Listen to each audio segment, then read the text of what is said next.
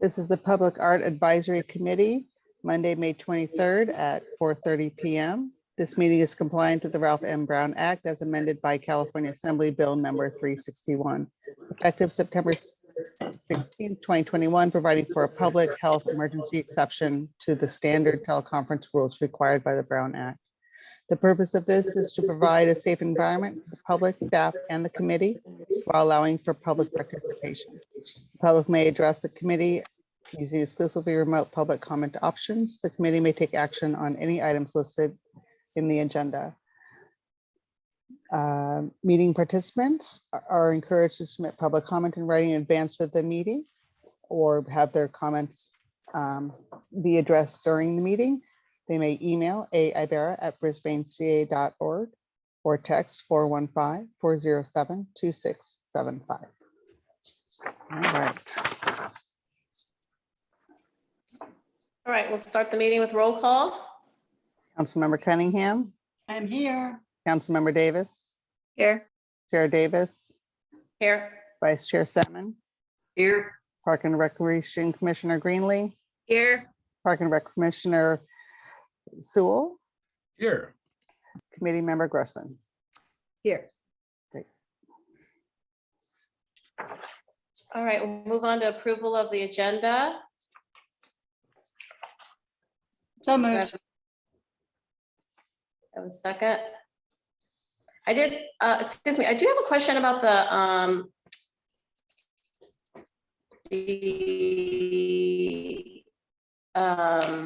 letter that committee member Grossman sent last week, and we got a copy of it. We wanted to be able to talk about that. So does that fall under one of these agenda items?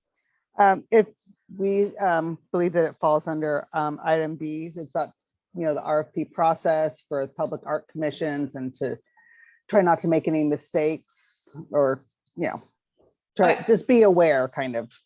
Okay, all right, so we have a motion. Karen motioned, do we have a second on that? Second. All right, Roll call. Councilmember Cunningham. Aye. Councilmember Davis. aye. Chair Davis. Aye. Vice Chair Salmon. Aye.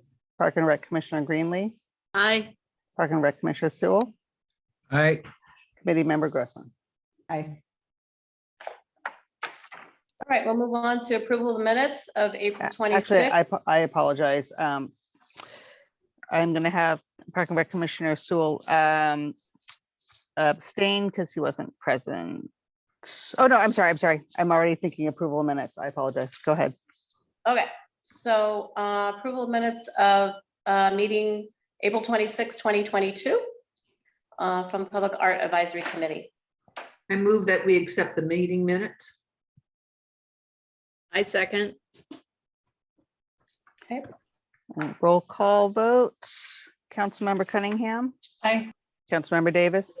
Aye. Chair Davis. aye. Vice Chair Salmon. Aye. Park and Rec Commissioner Greenlee. Aye. Park and Rec Commissioner, you'll abstain, Sewell. And Committee Member Grossman. Aye. Great. All right, so we'll move on to presentations and discussion items.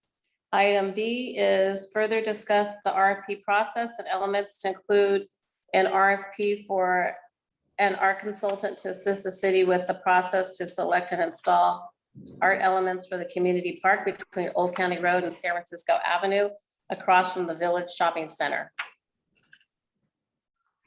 So if the committee would like to, they could start with talking about the letter from committee member Grossman, or if you'd like to, we can start with talking about the RFP and then move on to the letter. Either way is fine.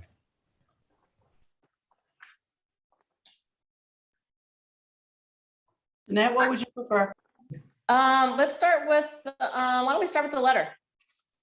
The article concerning the stadium, the LA Stadium, I forgot what it's called, but SoFi Stadium problem that they're having. Why don't we start with that?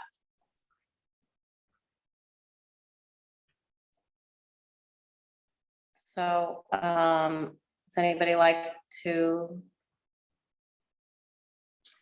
make a statement on that? I mean, I think it should be Beth because she Yeah. provided. Well, I Okay, sent go it in, just because it was, I have a number of friends who are on arts commissions around the country and just been hearing like horror stories about what goes on. I just heard more from a friend who's on the Berkeley one. And this is a sort of a standard kind of thing that often happens. And I wanted to just kind of make sure that this is all the more reason why we have to really spend a lot of time on making our general plan for the arts, I think, before we even embark on any projects, because this kind of thing, it's so easy when you're like in the middle of trying to manage all the things and hiring somebody and making contracts and all these kinds of things. And then we find ourselves in a situation that we didn't really intend to be in. And, I have to say that I could see both sides of the story in this article in the LA Times about what happened at SoFi Stadium. I can see that they were probably, I don't know when all the exact timing happened when they engaged this artist of color, but there was a time where it was like, that was the thing that everyone had to do. Maybe it was during George Floyd, maybe it was before, but they also had a situation where that SoFi Stadium is in a predominantly African-American neighborhood, and they needed to sort of find a way to have goodwill with the community. And also the city of Los Angeles really wanted that stadium. So I think they made a lot of kinds of amends to the developer and also to the community. So I can kind of understand the situation that the commission was in. They even made an amendment to excuse the 1% to get the stadium built there. So I don't know exactly how it all worked. It was a short article from LA Times, but probably they took money for that from other parts of the 1%, if that was the case. And then, time happens and things change, and we all went through a pandemic together, and it got built and a lot of things happened. And then it was kind of like, wait a minute, maybe we don't want this here. They started to notice how the public was using the space, or maybe things have changed, and they didn't fulfill their contract to the artist according to how she viewed it. And this is why I was pushing for the idea of phases in our RFPs, because the commission thinks that they did fulfill that commitment to the artist to create a design. And for whatever reason, she and the rest of the Englewood community were under the impression that that was actually going to be built. And that was what the contract was about. So that's why I just think there's a lot that we can learn from this situation. And also from learning from other snafus, because we're new and we're sort of finding our way. And so I think that that's why I'm pushing so hard for really being clear in our contractual situation for phases, so that, both people have an out, both sides have an out. And then the other thing too, that I think we're going to run into, which is a similar thing to the SoFi, given when we start to have development on the Baylands or anything having to do with high-speed rail or Caltrain or whatever, is that they had a timeline for 25 years. And, that artist is in her 70s. So that's a little comfort to her that this would, ever really get built while she was old enough to see it happen or to manage it. So I think that there was just a lot of red flags that we could learn from in that article. And that's why I sent it to us. And I'd love to hear the rest of your remarks and, how it resonated with you. Thank you, Beth. Any other, Madison, you started to make a comment, so why don't you go next? Earlier? No, you didn't? Okay. Any other comments on the article? Karen? Wait, you're muted. Some would think that's a good thing. So I agree that obviously this contract was not executed well. And when there's confusion, all hell breaks loose, which obviously happened here. But I don't want us to not make decisions out of fear. I think being alerted to the missteps that were taken there. And we weren't there when they were negotiating this, but I think it's definitely a red flag for us to look at. But I think we need to move forward with confidence that we can make good decisions and not be afraid to move forward because we're afraid we might make a mistake. Because I'm going to tell you, we're all going to make mistakes, and that's just the way it is. And I think the phased idea that Beth has continued to talk about is probably, good guardrails, but I don't think we should be afraid of making a mistake. And I think we can't just say, we're not going to do anything for the next 10 years until we get, our ordinance perfect, because perfection is, don't get perfection get in the way of good is kind of the summation that I want to bring up, is that we cannot let fear drive our decision-making or lack thereof. So that's my comments on that. I agree that this was a shit show of epic proportions for sure, Beth, but I think we need to have the confidence that this particular group of people are very thoughtful in just about everything I've ever seen any of them do. And that's going back many years. So there's my overarching comment, is that we cannot let perfection be the enemy of the good, or we'll be paralyzed and we'll never get anything done, because nothing's going to be perfect. And guess what? This group of people are never going to agree on everything. It's just not going to happen. Anyway, my two cents. Thank you. Camille? Thank you, Beth, for sending that out. I agree. What I would like to do is, and I totally agree with understanding about phases in our RFP. I'm really am supportive of that. I think that's a good way of having a touchstone and coming back to the source and continuing to discuss and being able to see what what missteps may have happened or what we may have missed or hadn't thought of. I think it helps with a continuing dialogue, which in a creative force is important. And so I'm really for that.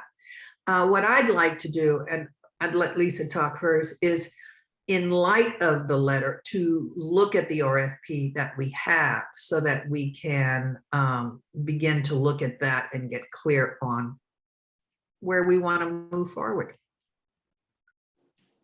Thank you, Camille. Lisa?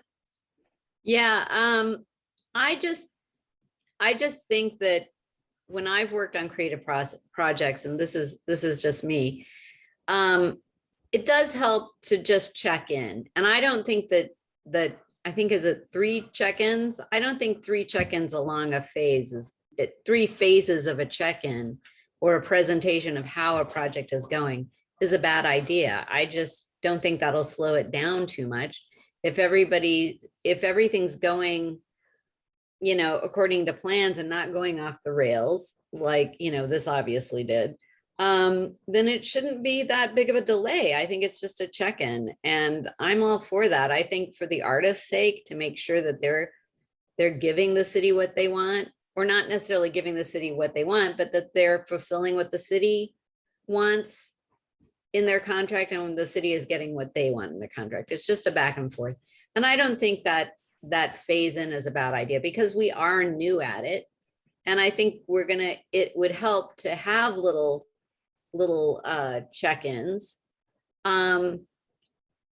so that we can see that the process is working. And I'm pretty confident that it will. I don't see us being really wishy-washy, that's just my 2 cents. I don't see anything wrong with it. All right, thank you, Lisa. Any other committee members like to make a comment on that article? I mean, I'm just struggling with the scope of work to me seems like phases. Like, we're going to facilitate a conversation with Public Art Commission. We're going to determine the requirements for the artist and artwork. Then you develop and administer a request for proposal. Then you meet with the Public Art Commission. Then you work with the chosen artist. Like, these all seem like phases to me, already baked in. So I'm just struggling with what we want beyond what's here. Then it says in the agreement time of performance. The services of consultants shall commence upon the execution of this agreement and shall be satisfactorily completed within the agreed upon time frame. So we're going to agree upon a time frame with this person. We've identified all the steps that we think that they should take. I'd hate for us to say like, this phase should take you this amount of time. This phase should take you this amount of time from this day to this day. That doesn't really give us flexibility around whatever's happening amongst us as a commissioner in the city or whatever the artist or consultant encounters. You know, I think in our last project, we met several times. It's not like we never checked in with the artist. We were almost over checking in with the artist. So I just don't know like how, based on what's been prepared by the city, what specifically, like, do you want to change in this language? I think that's helpful. And yeah, so I think that we need to like really get into the nuts and bolts about what in this document needs to be amended. Right, Okay. so if I can say that when we did our artwork with the one at the skateboard park, there was different phases and the artist came back and worked with the committee during the different phases. And when we decided that we no longer wanted to continue with the artwork, we paid the artist through that phase that they completed, and we did not pay them for that last phase. So normally when somebody fills out an RFP and provides a proposal, they will break out their cost per each of the phases. And then the committee will, as Madison said, there's check-ins as part after each of the phases to see where we're at. And I think the RFP is fairly clear to saying that the check-in is with the committee. And then the artist and the consultant will work with the committee to make sure that it's acceptable to go to the next level. And when we do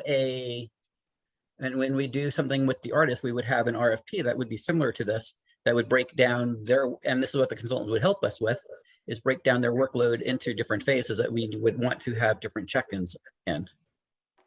Because remember, this is just working with the consultant. It's not working with the artist itself. We still need to go through an RFP process for an artist. The other thing too is that, I mean, I think what the issue in the article seems to be really connected with the developer, because this is a 25-year build out or whatever it is. So I could see this situation possibly be replicating when, you know, like how Sangamo that one time, right? They contracted with their artist.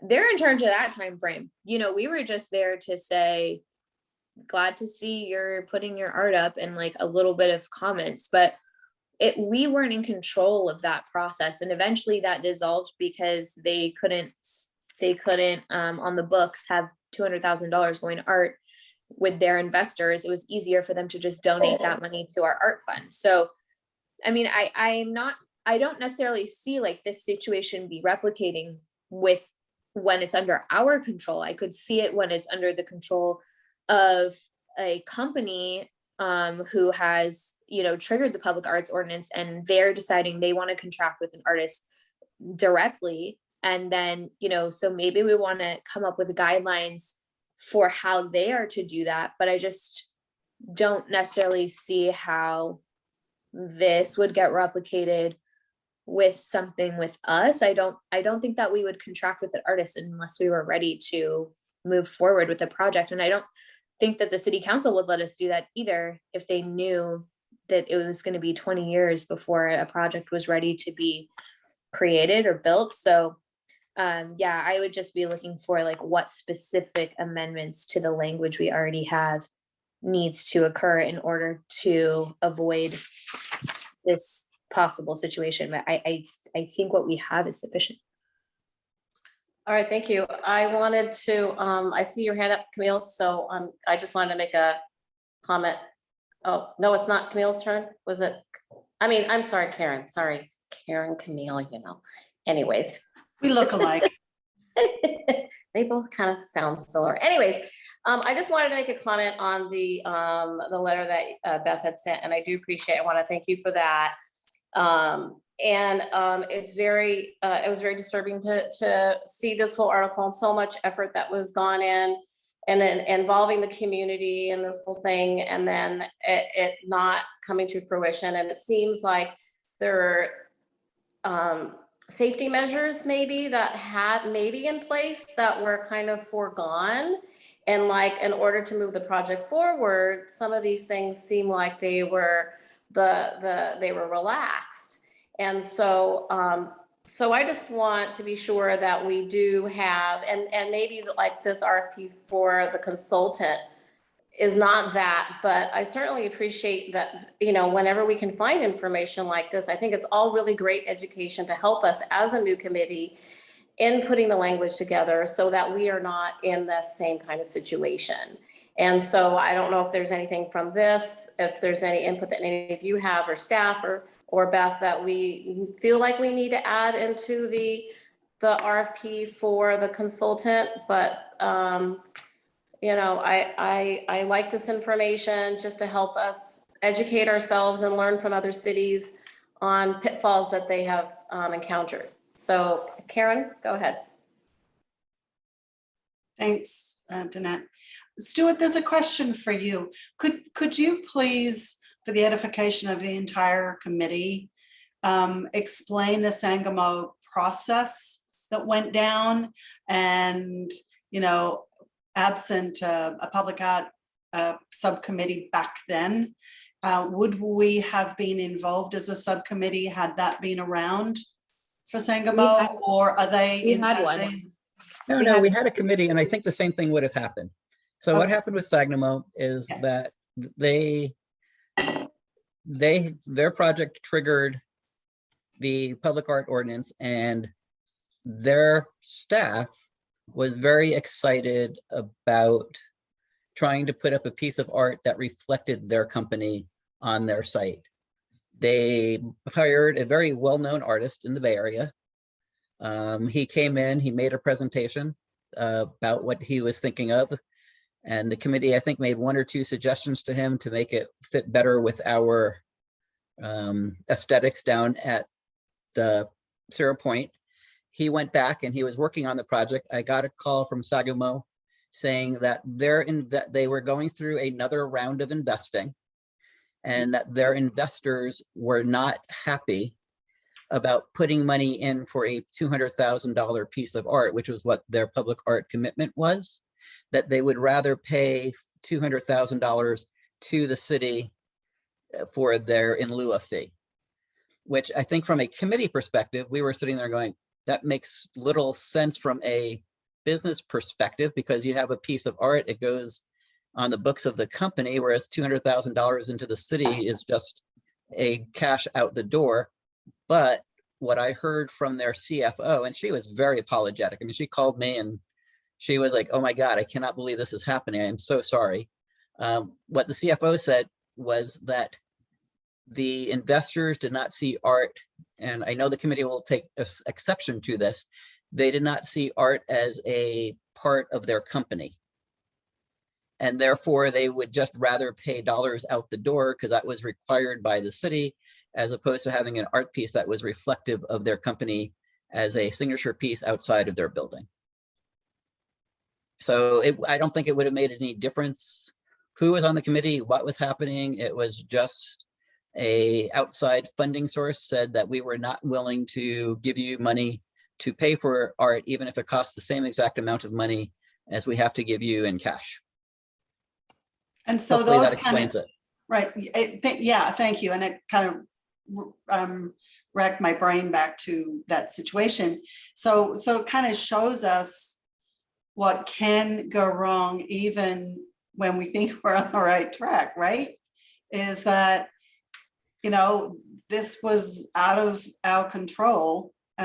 Sad to say, but we've got the money. But I'd forgotten exactly how that all went down. Thanks, Madison, and thanks, Stuart. Right. My guess is they probably even paid more than $200,000, because I'm sure they had in a payment to Gunther in order to get to that point in time where they did. So they were willing to pay more money to not have a product. And there was a lot of work went into it. It was beautiful. It was neat. It was a lot of work, Oh, Right. And we had another one of those with another project where they designed it. They met with the subcommittee, they met with the Public Art Committee at the time. And then they came back and said, we would just rather give you money. And it seems that when you are in the healthcare field, trying to get investors, the investors really want to focus on the pharmaceutical side of it and not the environmental side of it, which is a shame. Well, and I think here's the point is that like the artist still got paid in that situation.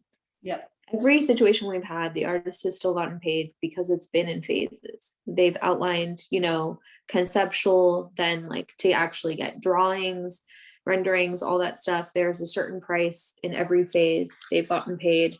And then it didn't work out according to what we had all thought, but it's not like it didn't work out. Like it almost worked out better because now we have that money that we can build something for the whole community.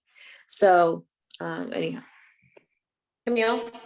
I'll tell you one thing that I think is really important for the committee for us to remember that is important is throughout the phases, when the phases are up, that these discussions happen without the other entity in the room. Whether it's the consultant or the artist, that the committee has to have an open discussion before whoever is there is in the room. Yeah, I think that was definitely a lesson we learned previously, in that we were going to build in those 20 minutes or half hour before they come into the meeting. So thank you for the reminder, Camille. That's right. Beth? Yeah, totally agree with you on that, Camille. Thank you for bringing that up. I'm curious, I have a number of things I want to say, but I'm curious about that situation where they killed the job, they gave the 200,000 plus to us, and they still paid the artist. Did that money from the canceled fee to the artist, was that so they had to pay that out of pocket in addition to their 1%? Does anybody know what happened? Yes, I mean, we got our 1% for the building permits. Whatever agreement they had with the artist and them came to a mutually acceptable agreement. Okay. Wow, I'm really surprised they made that decision. So the other thing I wanted to say is that I think that based on talking to my friend who's on the Berkeley Arts Commission, and also looking at what goes on in San Francisco, is San Francisco actually has a 2% for the arts, and Berkeley has, I can't remember exactly what it is, but they have an incentive so that basically people have to pay 2% for the arts, but if they decide to give to the Public Art Fund, which then would be up to the Art Commission's discretion of how it's going to be used, and would not be what Stuart's calling a signature piece on their property, which is the other part I'm not sure about. Who owns that then? Who owns the art? 5 p.m. Is another question that we should probably ask. But because if they move, if the company moves, do they take that sculpture with them, or does it stay with, They had to do an entire maintenance plan with it. We made sure that Right. that was happening. It had to be public, in a public space where everyone could enjoy it. It couldn't be just for their piece alone, but it was on their property. It Right. would have been their piece of art. It would be their piece of art? Yes, unless they wanted to dedicate it to the city and the city wanted to receive the dedication. Huh, interesting. Okay, so that's why, I don't know, I think basically everything I have to say has to do with all 3 agenda topics. So I don't want to confuse things, but I just think that we have a lot of things we have to think about.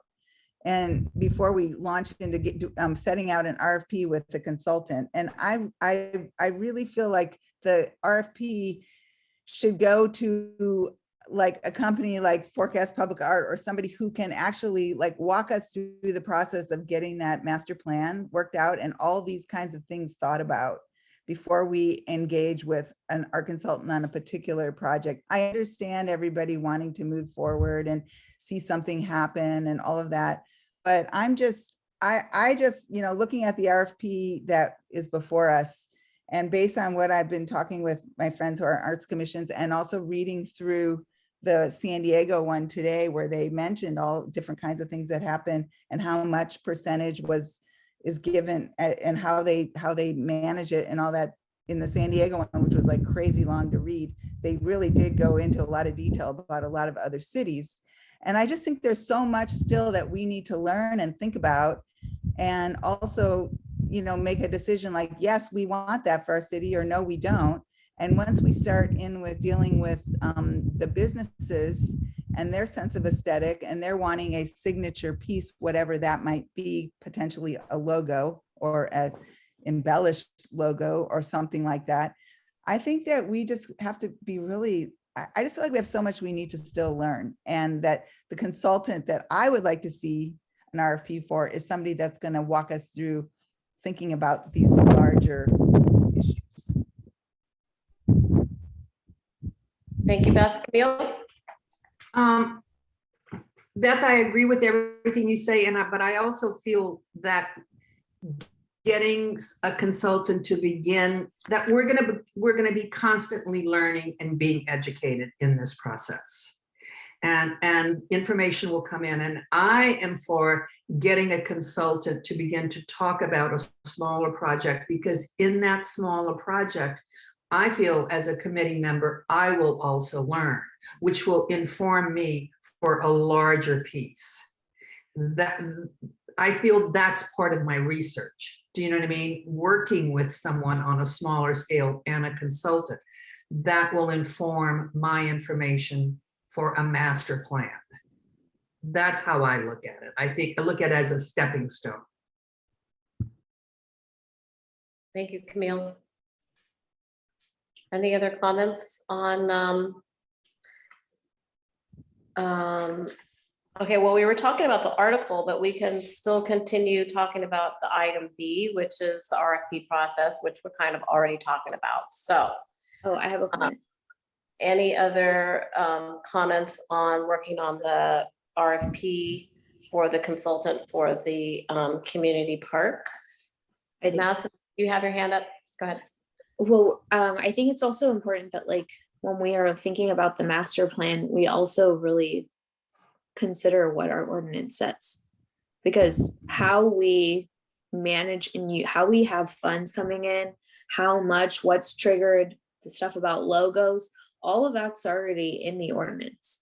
So we want to make sure that, like, you know, reevaluating how art is funded is a material change to the ordinance. So we can't, like, that has to go to council. So as we're assessing, you know, the master plan, that should be supportive of the document that we have in place. Once we start getting into stuff about, you know, funding and all of that, that now is a revision to the ordinance, which is different, you know, so.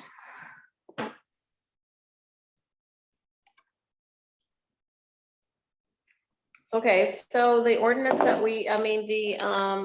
the document that we have, seeking the consultants to assist the City of Brisbane Public Art Committee with selection and installation for public art in the community park. Does anybody have any information at this time that they would like to make a recommendation to add or subtract or delete from this document? And part of the process of refining it? Beth? So I agree with Madison that the phases part in effect is delineated in the scope of work, but I didn't see any sense of clarity if I was an art consultant reading that there were a set of phases that I was being hired for, and that my continuation of engagement with the city would be dependent on approval through each phase. So I think it is there, but it's not clear to me. You mean in the contract? Yeah, that was, well, it was in the scope of work is where the section that was, it says it was called scope of work. I can't, it's hard to be on the screen and be looking at things at the same time. I don't have a hard copy, but. Because I think, well, the agreement for professional services is really, that's what's going to get signed, right? They're going to review that. They're going to make sure that it aligns with everything we've already previously discussed, whatever we've said in the interview. That's the binding agreement. So I feel like if there's a revision, then it would be under time of performance. There would be a section called, you know, relative to the scope of work, and leaving it like a little bit flexible to say, the time for each phase will be mutually agreed upon between the city and the consultant and the artist. But I think that that's where you could solidify some type of phases. We're not talking about the artist right now. We're just talking about the consultant. Well, So they're I'm still gonna looking at be this, part of the phases, same phases. Right? I am looking at it now, and it was not in the contract. It's in the first part where it just says, after the section desired knowledge and skills, the scope of work. And so they're bullet points. I think that, it's basically there. I don't see any language that I understand if I was to be the consultant that would tell me that I'm not being hired for all of this, and that my contract that I'm going to sign with you could anyway. And if, there's no phases here where either I or the city could back out. Yeah, so I think that should be further maybe clarified in the RFP, but I think it should be more solidified in the agreement for professional services, because that's what. Okay, I agree with you. That would be that. So, but then we need some kind of, let's see, it says, okay. each Basically, phase- Beth, think what you're there's saying is some that if sense any of- part in time during those phases, and we find that this consultant is not working the way that we would like it, we want to be able to back out of this. That's what you're saying. So Yeah, in somehow a nicer we way, wanna have that in there. definitely. Yeah. But yes, So- Right, it so needs to be, bottom, yeah, that's it what needs to we be in want. that paragraph. It could be in compensation too, like phase 1 compensation phase, and then at any point, it can be terminated. I mean, legal will know exactly where within this, probably for page 1. But I think that that's where you would like solidify that language, would just be to like make it take what's in the scope of work and make it more clear. And then just like allowing flexibility though, like there may be a phase that comes about, or one that's here that we decide we don't need to do. I don't know. But I think that that's where you protect yourselves in the contract. Okay, Karen? You're muted. Stuart had his hand up first. Oh, sorry, Stuart. Yes, thank you. Go ahead. So having done RFPs in the past and having done RFPs with different artists, the way that they've provided and the way every RFP I've had provide a response breaks down their cost and their time based on each phase. And what it says under compensation is that we will pay based on each phase. So, I mean, I could put something in the RFP that says, please provide cost and time per phase. And I think that might make it clearer, but I've never seen people who respond to RFPs not do it in that fashion. But more than happy to do that. Well, I'm glad you clarified that, because I was wondering if we had copies of other RFPs and how they're written. And so, this was exactly the way that the RFP for the library was done. This is exactly the way that the RFP for the skateboard park was done.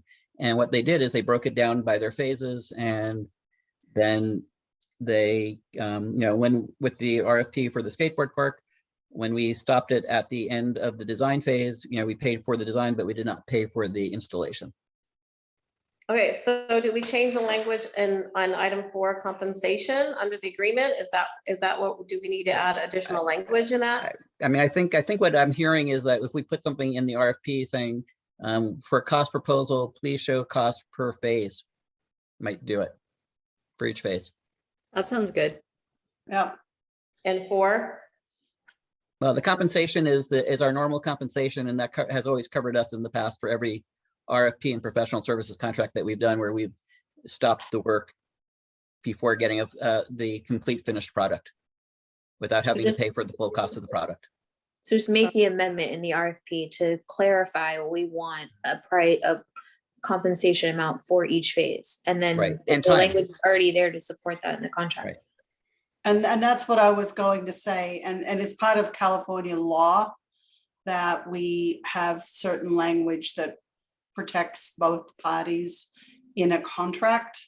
So what everybody is saying here can be put in, and Stuart, all we need is the correct legal verbiage from legal and we're good to go, I think.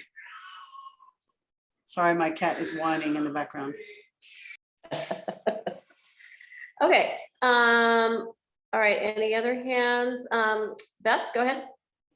So there was another thing too that I just, as I was reading it, I noticed that the insurance coverage for liability and everything else was, had to be taken out by the consultant and the artist. And having just gone through this last weekend, I was asked to put up an installation at the Bioneers at the Palace of Fine Arts in San Francisco.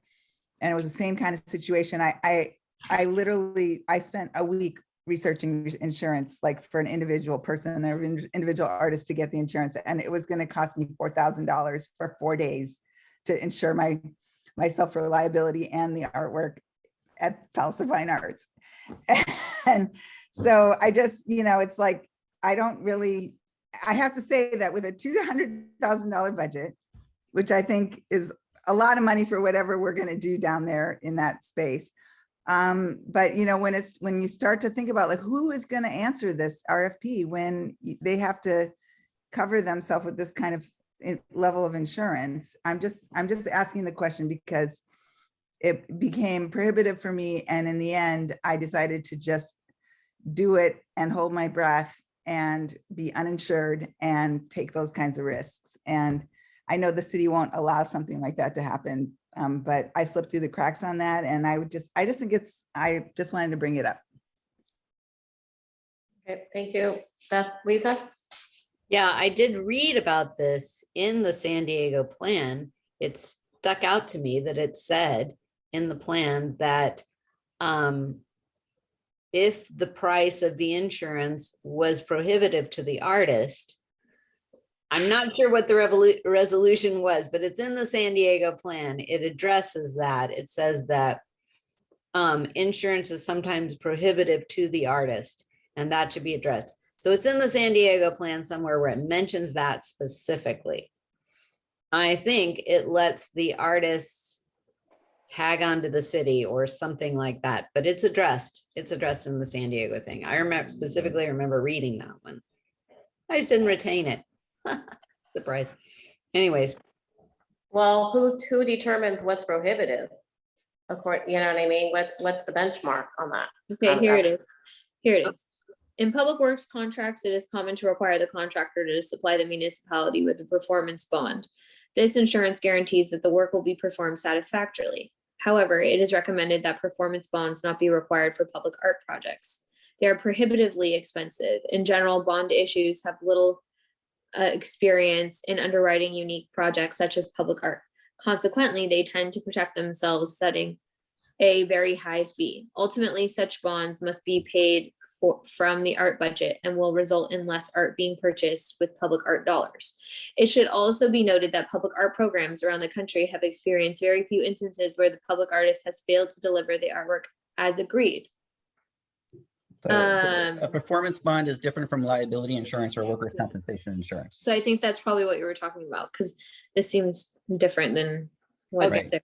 I'm I mean, wrong. the problem is as a city, we are a deep pocket. So if we do not get somebody else to take on the insurance and something happens, the city is responsible. And, having the city pay out hundreds of thousands of dollars for a workers' compensation claim if somebody gets hurt, if the consultant gets hurt, or if the consultant does something that triggers a different kind of lawsuit against the city and the consultant, we would want the consultants to be, to cover the insurance, that cost of insurance for us. So because the city was not the one who would have made that decision. Can Okay. they add that to their fee? People do that all the time. When we require business licenses, people add the cost of the business license to the fee. When we do that, people, when they're costing out a project, they cost out the entire cost of the project, including insurance. Okay. Well, there you go. All right. Thank you for clarifying that. All right, well, here we are with this, back to the RFP for the consultant for the park. We talked about adding something in the compensation part portion of it. And the insurance, are we gonna leave it that, the way it's already written, or where are we with this? We're gonna leave it the way we have it written here? I was under the impression that there was going to be something that was going to, first of all, go to legal to add a clarification on payment for the phases. Am I not? No, he can do that under the RFP. So you can take a vote and with the added, suggestion. So it goes under the RFP, not under the contract, so he doesn't. have That's to what go I mean. legal. Yeah, within the RFP. That's what I meant. Yeah, so it doesn't need to go to the attorney. Oh, Okay, so, so we're still I at the would like to question at know- hand. well, what I'd like to know is, are we at that point, for the committee members, do we feel comfortable with moving forward on this document? No, Beth, okay. What would you like us, what would you like? What kind of information do you feel comfortable that, do you feel that you need for us to have go to the next phase? Yeah, I mean, I'm not excited about moving forward on a project yet until we get clear about more things. And so I just, as we've gotten kind of deeper into this document, I've realized that there's just still too much, to really consider and think about. And I really don't want to find ourselves in I walked around that property down by the park and, I just kind of felt like there's no urgency here. And it's sure it could be nicer, but it's fine for now. And that I would prefer to not find ourselves in a situation that happened like at the skateboard park and, even at the library, which, as you all know, I'm not the least bit happy about what happened there.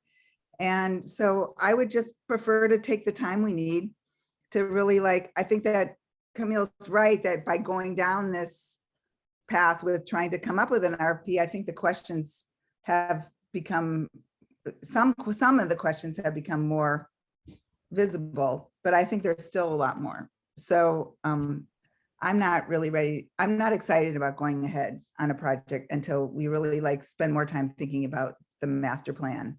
And I think that which we are going to talk about in the San Diego thing, and I think that it was crazy long and crazy repetitive, but I do think that it has a lot of sort of checkpoints of things that we haven't even thought about.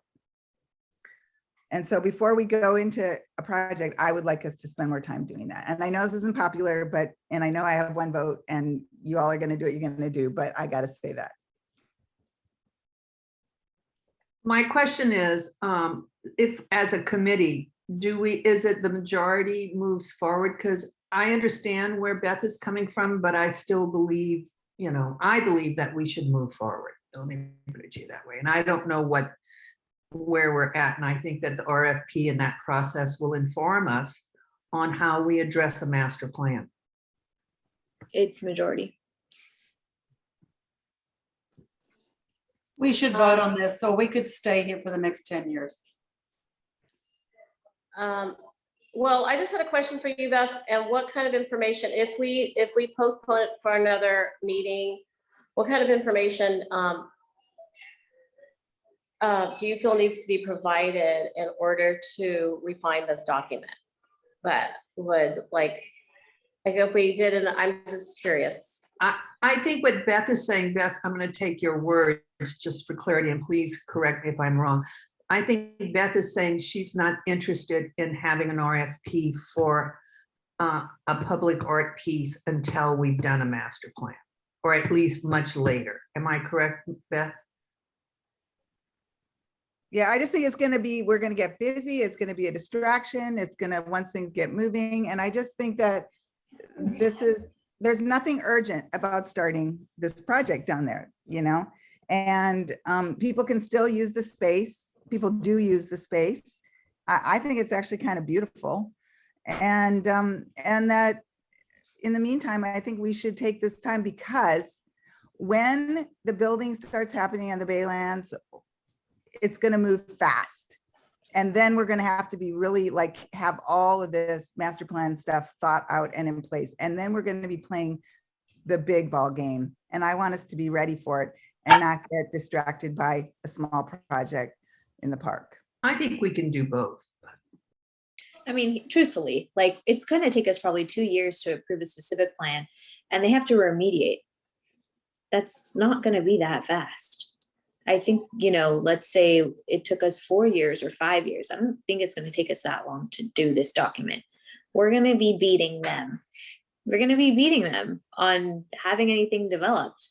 Plus, that's also like a 20-year project. So do you get yourself in a situation again where it's like, same like SoFi, right? There's this long timeline, and you're contracting to do art that's not even ready. It doesn't make sense yet. I think we should move forward. I think that we've made mistakes, sure, but I think that mistakes are like some of the best ways to learn. And I feel that now, going through the thing with saying, I've been here through all the projects. So library, Sangamo, and skate park.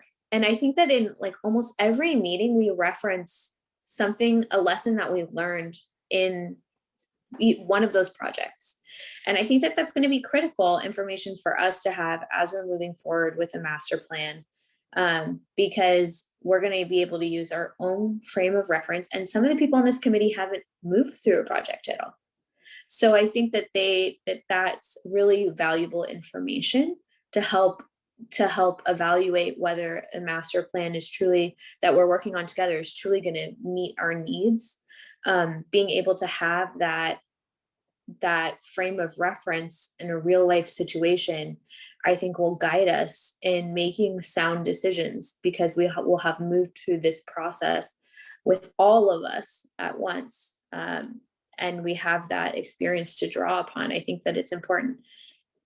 We're going to make mistakes. Like, when none of us, this is the first time doing it. So as a group of this group, and I just, like Karen said in the beginning, we're not going to be perfect, and that's okay.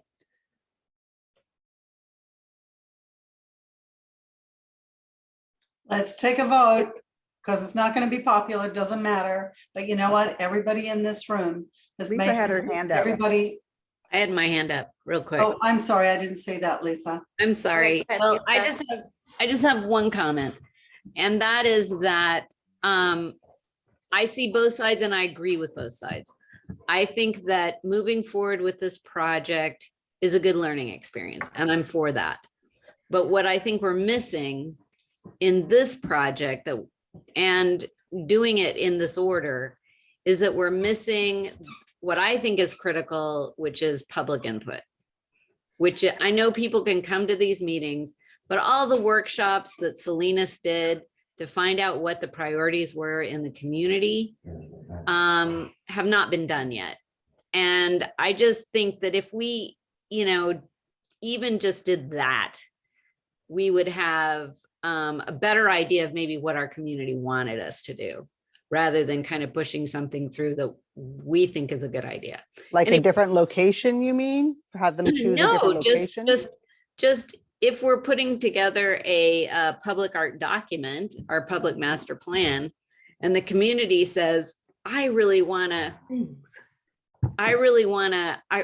community is giving us feedback that's of different things that we haven't thought of. And their priorities are really different than what we're putting out there, then I think we need to know that. But we're not talking about the master plan. We're talking about the RFP for the consultant, where the consultant's going to bring in the public and the community for all their conversations. We're not talking about the master plan. Oh, I'm I sorry. would say the argument would be like, oh, we haven't gone to the community over the location. Right, maybe that. Okay, so if That's the only thing. maybe that could be a thing that you could say, but I think based on everything we've learned, all the documents that we've read, clearly community input is like one of the most important things you could possibly do. Mhm. And that's going to be, I know that's going to be something I'm going to be asking questions of our applicants, you know, to really get a sense of how qualified are they going to be to lead public outreach. That's going to be the crux of any project going forward, is going to be having that intense public outreach and, you know, people coming and giving visions and all of that. So I would say, like, have we moved forward in have we left the public out would possibly be in just saying this is the site. And are you comfortable with saying this is going to be the site? Tell us what you want here. Or do you feel like we have to go all the way back to square one and say, okay, now the sites are stairways, or, you know, all the conversation we already had as a committee? Then do we just take it all the way back and rewind and then put those choices out to the community in a you know, in a session, but I think that there will be stuff in all those places eventually anyway. So that's where I think we could, if we want to step back, that's as far as I think would make sense. Okay. Go ahead. Karen, go ahead. Okay, I'm going to say something really controversial and I'm going to piss everybody off, but that's okay. I've done that all day today. So if we say we're not going to make a decision on anything, and we're going to say, you know, we're looking for an RFP for a consultant and we want community input, who is going to give that community input from this group? The people who want things done their way. And they're going to say, I'm going to rally my email list to approach the public art committee, and we're going to get them to do what I want. And that's not going to happen. We are making this decision. We need to make a decision. Let's make a decision. If it's wrong, we're going to know about it. So but we are the committee. We don't need to go out and say, oh, we're too afraid to even put an RFP out to find a consultant. BS. I'm sorry. Come on, let's stop being afraid to make a decision and make a decision. And I'm only one vote too. Lisa? Okay, real quickly, I was wrong. The only thing I was wrong about is not the RFP for the consultant, but for our master plan. And it's just our master plan. Oh, Camille's going, la, la, la, la, master plan. So I was thinking master plan. I wasn't thinking about the consultant. I'm sorry. But I do think when we get down to it, to doing our master plan, that public input is number one. That's all I'm saying. There you go. And we're going to get a consultant to help us with the master plan.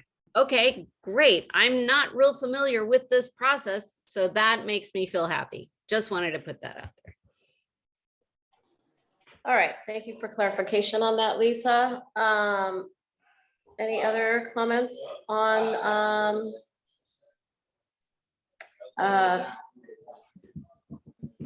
this topic? Do you have any questions for us, Tom? I know this is your first time in our meeting, so you're probably just like listening to all this, but I want to just give you opportunity if you have questions or clarification or Thank you. anything we can help you with. Thank you. I'm going through the process of producing the film, and we got insurance just in case we step on somebody's toes, like the music rights are, not buttoned up, or somebody comes back and goes, you can't use my interview because you didn't pay me. We were able to buy an insurance package to protect us. Does the city have anything like that would protect us, an insurance policy if we do make a mistake in this group? And I love making mistakes. I mean, that's how I learn. But do we have an insurance policy like that? If there's a mistake made by the city, yes. If there's a mistake made by one of our consultants, no. Interesting. Are we considered the city as one of the committee members? Yes, you've been appointed by the city council. You are covered by the city's insurance. So you had to do the Brown Act and, the sexual harassment training, you're part of the city. Well, then let's make some mistakes and make the insurance company pay for it. The city is self-insured. We don't have an outside insurance company insuring us. We are self-insured. All right, so what I'm getting a sense from a majority of the committee members is that they would like to move forward on voting on this document, is the sense that I'm getting. Please correct me if I'm wrong. It seems like maybe it's gonna, or staff, do we run it through legal one more time, or on this compensation part, or I one mean, more? whatever the committee feels comfortable with. If you want us to bring it back to legal and have you look at it one more time, we can do that. Or if you want, we can, change the RFP and bring it to the city council. Whatever Make a whatever the motion. committee is comfortable with. I'll make a motion to approve the request for proposal and the agreement for professional service pending an amendment to the scope of work clarifying a request to outline how much each phase would cost the consultant. Okay, do we have a second? Oh, I'll second. All right, all in favor? Oh, you're gonna call the vote? Wait. Roll call vote. Oh, oh, sorry. A lot of noise. I'm sorry. Okay, that's okay. Councilmember Cunningham, I, Councilmember Davis, Aye. Chair Davis, Oppose. Vice Chair Salmon, Aye. Park and Rec Commissioner Greenlee, Aye. Park and Rec Commissioner Sewell, Aye. Committee Member Grossman. Oppose. Okay. Great. Okay, so motion passes to move forward. Yeah. All right, so we'll move on to item C, discuss the city's public art master plan, and we are discussing City of San Diego. Who would like to go and discuss this? Any hands here? I just want to say what I thought was interesting about it is that I had never thought of San Diego as small villages. And I thought that was so interesting, and I enjoyed reading it because of the fact that it was considered small villages, and then you got to understand kind of each village. That was my whole thing about it. That was it. The fact that they were small, they looked at it as small villages. We don't have that, but I thought it was interesting they recognized it, and it was that. Oh, we are all small village. Well, all right, Lisa, go ahead. Well, we don't have small villages, but I think we have definite areas of town that have different personalities. We have the marina, we have central Brisbane, we have the Ridge, and maybe, just delineating out the parts of town and the character of each of those parts of town. That the marina is different from the Ridge, is different from the industrial park, and just trying to figure out what all of those areas represent in our town as a whole. We can think about that, which I think is a pretty good lesson. Thank you, Lisa. Any other comments on City of San Diego's master plan? Beth? So as I mentioned before, I think it was really comprehensive. I love the villages idea too. And it was way too long, but it is a really good checklist. I think that there was like pretty much every page I was taking notes that there was something that was important that we need to be thinking about. One of the things that really was clear in their mentioning of a summary of all the other things that different cities have done is that, and I know that we already have this in our ordinance as 1%, but it's not unchangeable. And that we're actually, when I told my friend who's on the Berkeley City Council, she's like, 1%, nobody does that anymore. And so we did pass that 1% for a while ago. And as you know, San Francisco's 2%, and they mentioned Chicago 1.33. Denver and Seattle were 1, but I'm sure they may have other parts to it. Miami-Dade 1.5. LA had an interesting thing where it was like 60% could be used for onsite, but 40% had to be contributed to the cultural trust fund. So I think there's like different things that we can play with. Broward County, Florida had 2%, Phoenix 1%, Portland and Dallas 1.5%. So I think that we may need to update that. And we also may want to think about providing incentives for people to contribute to the public trust fund, because it will, or we also need to be really clear about when they do it on site. So I'll just say that I was just down at the Sierra Point with the new thing where they, I don't know, it was supposed to be Bayer. It doesn't have Bayer's name anywhere, but they have like all these chairs. It's kind of this tiered thing with these sort of Adirondack chairs. And, it's supposed to be public art, I guess. I don't know, maybe they weren't triggered by that, but it was an example to me of like, it wasn't really open to the public. You had to really enter it from the inside of their campus to get to it comfortably. Of course you could, but you definitely felt like you were an intruder in that private public space. So I think it's just something that it seems to me that the LA Arts Commission is dealing with by creating this tier of a percentage that has to be used for the on-site versus the trust fund. I have some other things to say, but Madison, you wanted to comment and then I'll come back afterwards. Oh, I just wanted to comment on like the breakdown of funding, Mhm. because I interpreted it actually different based on what I'm reading. So what looks different from comparatively to us is that the city pays 2%. So like the library, right? The value of the art would have had to be 2% of the overall, construction, or would have to go to the fund. But it seems like all other projects trigger 1%, Oh. which is what we have.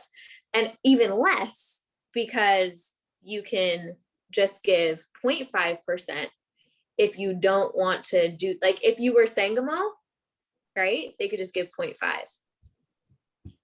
And Is that it in would our, go, in our ordinance? No, It's like that? no, that's what it's in San Diego.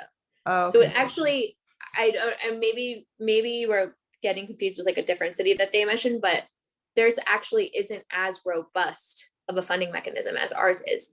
Yes, it's higher. It's only 2% for city projects, but all Okay. other projects are 1%. And then if you elect to not commission the art yourself, then you get off the hook by only doing 5.5%. And then that goes into essentially like the public art general fund. So you can elect out of doing the full 1%. So that's just like a point of clarification. Okay, I may have misunderstood that and missed that part about it being the public. So you're saying that city-sponsored construction projects that they have. That's to the pay. only projects. It's on Okay. page 5 on the Hmm. executive. Well, I think summary. anyways, it's worth looking into to see what other cities are doing now, because I thought we put our 1% ordinance now. I don't remember what year it was in, but it's been some time now and things have progressed in that way. And So- just real quick to clarify, like, for example, with the Sangamo, you're just talking about the buyer and they put chairs, but it's not really, that obviously did not go through us and that is not for us and that's not for the public art fund. When like a private company does want to do their own, like Sangamo, it has to be an agreed upon location. It cannot be in their own personal large conference room. It has to be someplace publicly accessed at all times. And that is very clear in our ordinance. So just to clarify for you that we wouldn't let that slide if that was something that was a project for us. And our 1% is across the board aside from the city. Okay, good. Anybody else on the percentage want to comment? Because otherwise I'll go on to some of the other things that I was noticing. Okay. On page 10, or starting on page 10, I really liked that they had sort of bullet or sections on key proposed recommendations like identity and pride. These were like really stating kind of a manifesto in a way, stating what their values were, creating a community of support, making sure that they're supporting artists or local artists, making sure that they're enhancing an urban environment, And then there's part about managing the program and process and administration. And I think that they did a really good job of like delineating like, what is the role of the Arts Commission, or in our case, this would be our committee, you know, so that we know, we and the public know what is our roles and what's expected of us. And they also mentioned things like outreach plans, accessibility, you know, lots of things that haven't really come up in our discussion. And so that's why I felt like they were a really good checklist.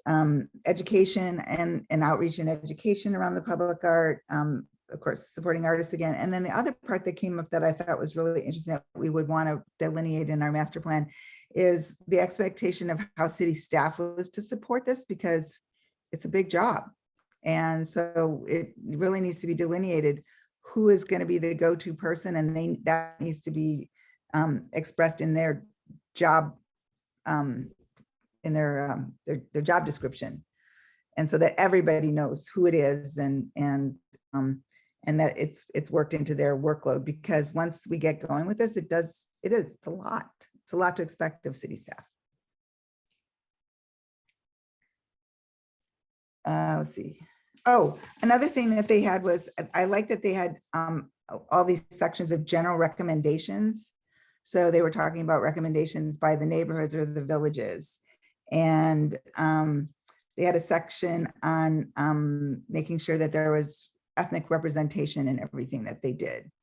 And then I also thought this was also key. They were talking about their relationship to all the different villages and creating a cohesive San Diego. But I think, you know, we're a little town of 4,000 people, and we just happen to be lucky or unlucky that we're going to have all of this development happening and have access to all of these public art funds. So I think that we need to really think about how does whatever we do relate to what's going on in the rest of the Bay Area in terms of public art and creating a sense of place. And so I was looking at, for example, the art consultant that a lot of the cities, and I think San Diego did it too. They used this guy named Jerry Hall, I can't remember his name, Jerry Allen.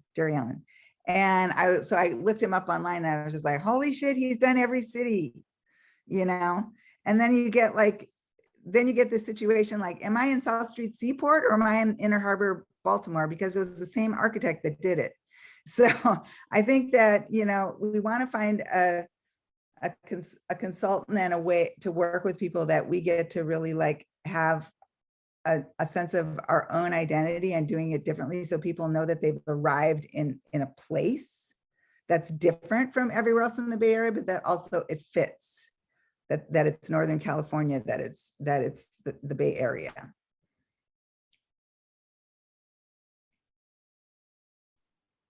Okay, thank you. Beth, who's next? Is it Camille or Madison? Who had their hand up?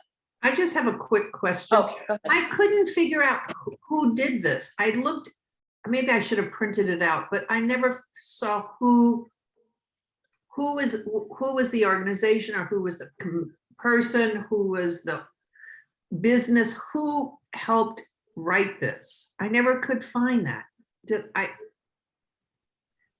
I think it was that guy, Jerry Allen, the art consultant. Jerry Allen? I think it was, am I remember that right? Jerry Allen? I couldn't find it. I looked him up at one point. We can always ask San Diego. It's in there. It was Jerry. It's on the acknowledgements, Oh. which is the very last page. Thank you. And he's done probably most of the cities that were listed as examples.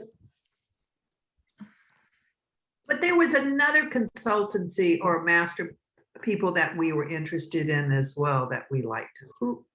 Right. It was Barbara something who did the Belmont and Pasadena one. Or Salinas, who did Salinas? I think somebody else did Salinas. We like Salinas also. Right. And I have another name of somebody that was recommended to me, but I don't know much about her other than that she was on the San Francisco Arts Commission for 10 years and she's local. And her name is Dorka, Dorka Keene, Keehn. And she has her consultancy business is called Keen on Art. And that's like Keehn on Art. So, and I can't recommend her personally, but she was just, so I was on her website and she did those, the Oliver Eliason pieces at the Warriors Stadium. She also helped fundraise for all the lights on the Bay Bridge. So she's done big projects. A lot of it was done with lights and neon on the website, but it's worth looking at her a little more. That's cool.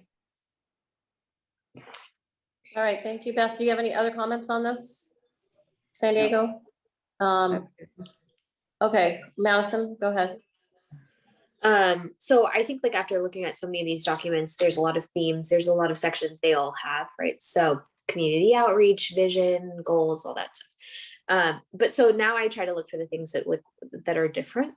And so I just felt like that there was this section on pooling, which this is the first time I've noticed it in an RFP. I mean, in a master plan, public art master plan. It's on page 56, but I just thought it would be interesting to just read a little bit of what it says. It says currently, and this is kind of getting at what Beth just said too.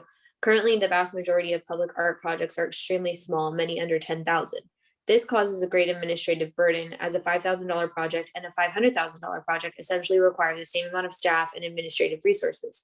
Encouraging so many small projects ultimately takes an extreme toll on staff, meaning that many critical tasks, notably community outreach activities, are not completed adequately.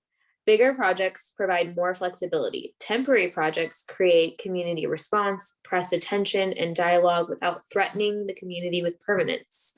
I thought that was very interesting. I thought that was like a very interesting take on temporary art that I also hadn't seen so far. These kinds of projects should be encouraged and can be funded through a pooling of funds. Creating a mechanism to allow for the pooling of funds will result in more landmark, high-impact projects and fewer small staff-intensive projects.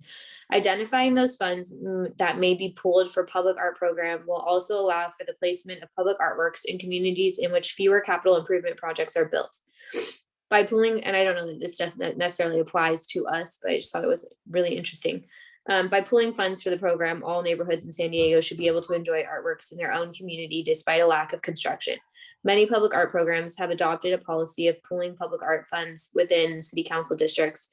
This is a policy that the Commission for Arts and Culture may wish to consider after it has gained experience with the revised program. So I think that just because like they don't, if a project happens in a certain neighborhood, then like the art happens in that neighborhood rather than just having like one fund. That's what it's saying. So, and they just have one fund and that's what we have too. But I just thought it was interesting, like a comment on how smaller projects still take up so much time and still have to have, you still want to have like the same level of community outreach. And so to have like a bigger budget project is more bang for the buck essentially. And just also like a new perspective on temporary art that I hadn't seen is really, I think, really cool. So I just resonated with that section. And also with the section about like balancing local artists with, you know, non-local artists. And I think a lot of the plans have had a little bit of comment on that, but just San Diego's take was that it was in balance. So it wasn't that like, oh, local artists are going to be the predominant artists, but that you could be open to selecting in balance artists from, you know, here locally, but also nationally or international artists. Thank you, Madison. Any other input from committee members on San Diego? I did want to say, for me, one of the items was the outreach that it was talking about. I thought it was interesting. And there was a sentence here that said, then last minute critics appear and vocalize their concern. And the challenge of trying to get community input, outreach in the community, you know, just the challenge of trying to get people to attend. People don't attend, and then they find out something's getting done, and then everybody, you know, comes out of the woodwork. So I know these things, yeah, these things have happened for city council probably on a weekly basis. But anyways, I just thought that was very interesting how they really hit the nail on the head, I thought, on and how challenging that would be. But that, I think that is one of the challenges we have on our committee and in projects, is trying to figure out how we can engage the public on what they really want and what or where they want to see an art piece. What's the priority for the community? And I think that's where I stand. And I just want to clarify a little bit on my vote, is I just feel like there needs to be a little bit more. I don't feel like we did that on this. And I know we have specific sites where it's public land, but I'm just wondering if, not engaging the public, it is the first project out the gate, the park, is it in that location in the park? And that's where, I really want to move forward and do something. I've been on this committee from the beginning and felt like we really had nothing to show. So I've been a proponent of let's move forward and do something, but, reading so many, I think it's because I've read so many of these master plans. And that's the one thing over and over and over and over was community involvement. And I just felt, and I think that's really important. And so that really hit a chord with me on this particular document, but it's been a common theme throughout all the documents, is trying to figure out outreach. And clearly there is a challenge to that, but I don't feel like we've done that. So I just wanted to just segue into where I was coming from, because I didn't really have the opportunity when the vote was called to kind of let you know where I was on that. So just so clarification, so you have an understanding in the public forum. So go ahead, Karen, you've got the floor. Okay, I don't have any more comments on the San Diego document per se, but relative to community outreach, I think that is a very valid point from everybody's perspective, is how do we get the public more involved in the process? And that is a problem from the city council on just about every single thing that we do.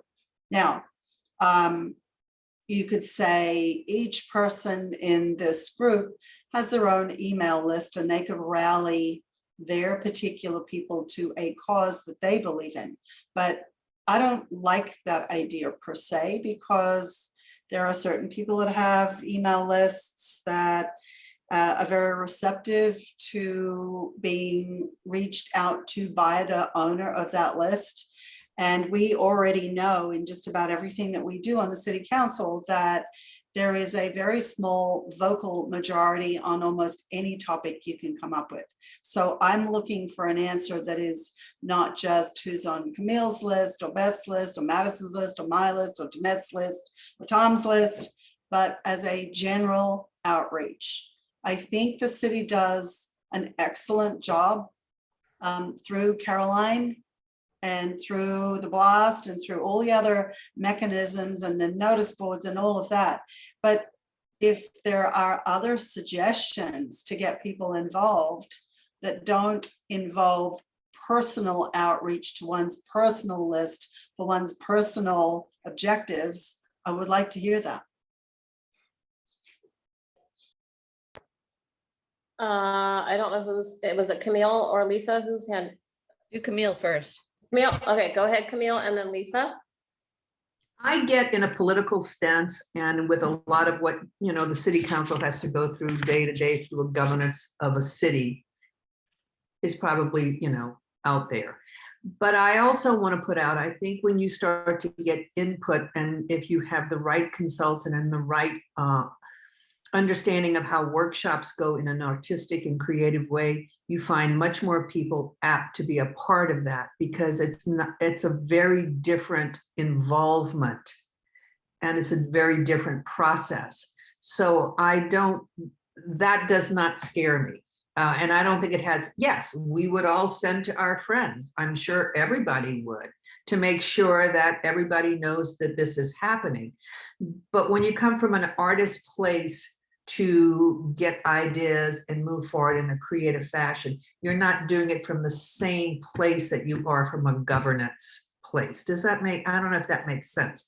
So it's come to have fun, because I think when you do a creative process, some people may come in with an idea and before the process is over with, have a whole different idea or a variation on the theme. That's what's exciting about creative workshops.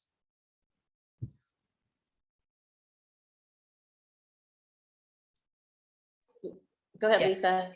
Yeah. We have about 3 minutes, or we should ask to Okay, extend. yeah, that's fine. I'll be quick.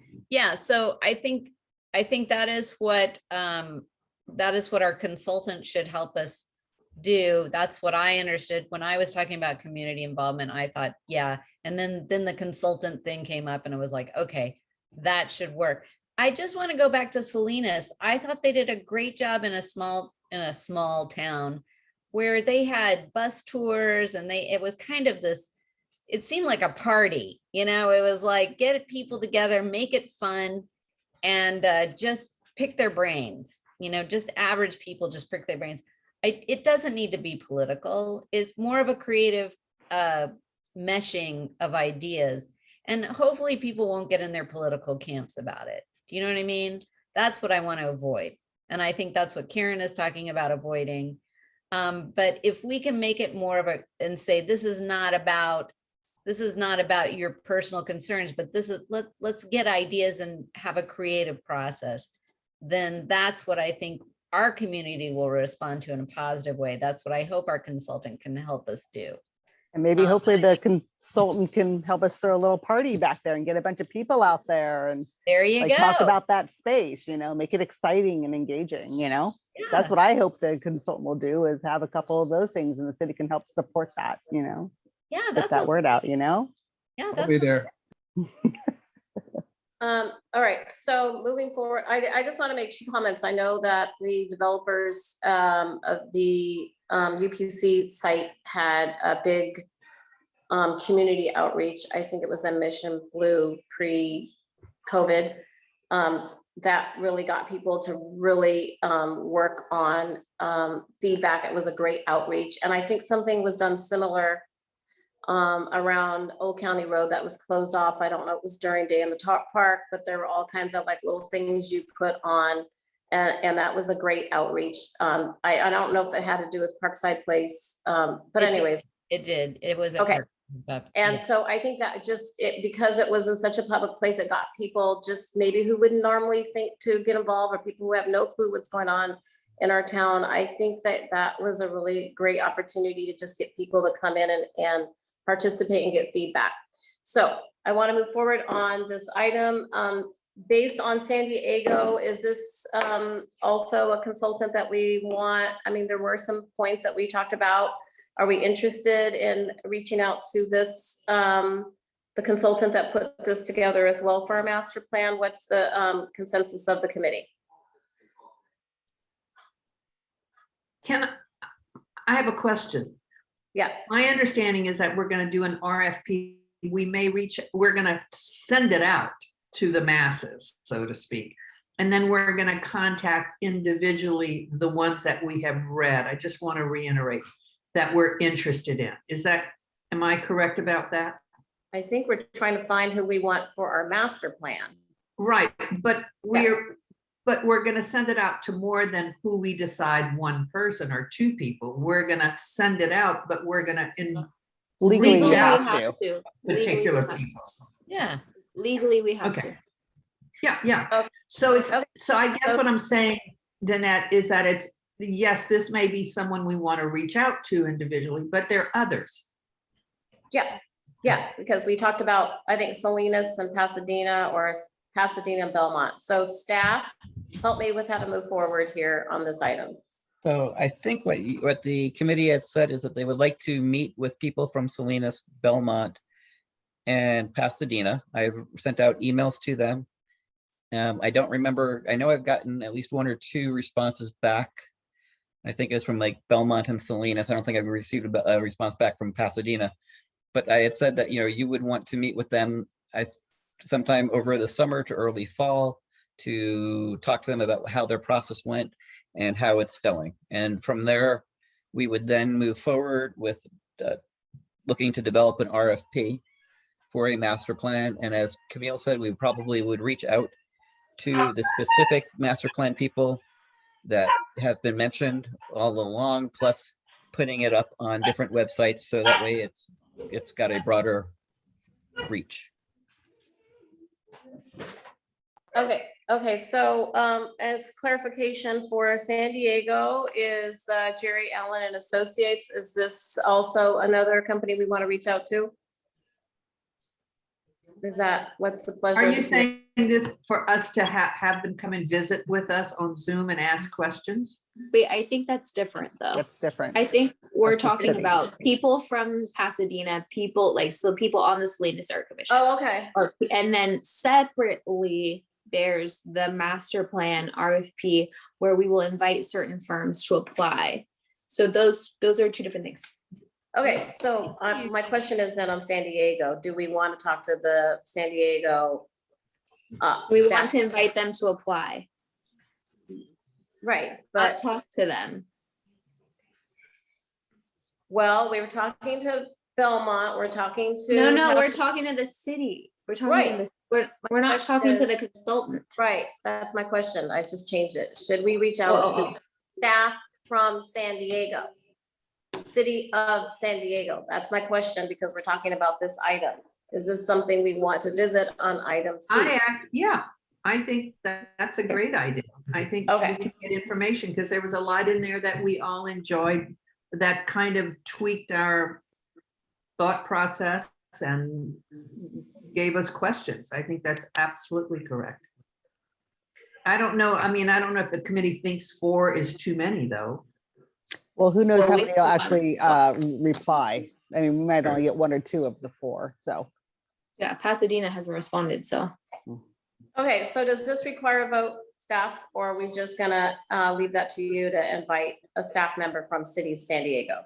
We'll just Just invite a direction. staff member. Okay, Just direction. I all think right. it would Any be other great if we could comments? also have. Beth has her hand up, just to let you know, Danette. Okay, go ahead, Beth. I think it would also be great if we could not only have a staff member, it would have to be somebody who was really intimately involved, maybe somebody who was on the Arts Commission. And also then we could get a sense, because once you start to invite a company like Jerry Allen's company, or even this Keen on Art group, you're going to be paying a fee for them to come. We and- can't invite them. We So, can't invite them, yeah, so, just but we the can staff. hear from the Arts Commissioner, what was it like working with Jerry Allen? Yes. You know, that kind of thing. That's okay. correct. Yeah, I think what Beth is saying is besides getting staff, it would be great if we could have someone who was on either the commission or committee who was involved in that process. Mhm. We will try. Okay, any other comments on item C? All right, we will move forward to public comment. I haven't received any public comment via text or email, and no one's here to speak. Okay, and it looks like our next scheduled meetings for Tuesday, June 14th at 4:30. Was that good for everybody? I sent out 2 emails requesting that time. I've heard for most. It's pretty tight as summer comes in with vacations. It's really easiest time. And then after that, there'll only be 1 meeting in June. Okay, Tom, yes, Camille, a couple others I've already heard from. Great. All right. I will send that Okay, out to so- everybody. All right, so at this time, we'll adjourn the meeting at 6:06. 6:06. That fine? Great. Thank you, everybody. Bye. Thank you. Having me.